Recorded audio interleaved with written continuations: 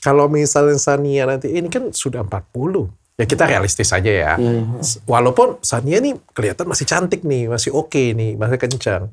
Tapi di mana-mana orang tuh makin tua. Gak ada yang makin muda. Keriput pasti muncul.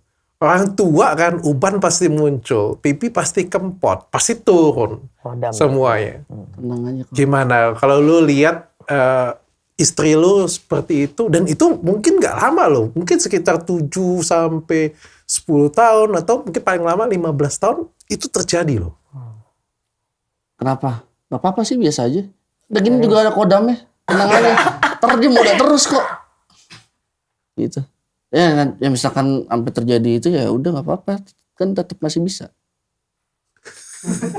Udah gak kok? Itu zaman beda banget ya, sama zaman gitu ya.